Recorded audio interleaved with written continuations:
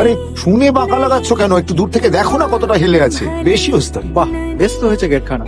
সন্ধে সন্ধে চলে এসো কিন্তু। হ্যাঁ, আচ্ছা কতবার ছেলেটির কি নাম ছিল যেন? সে সবার মনে রেখে কি হবে? যা গেছে তা গেছে।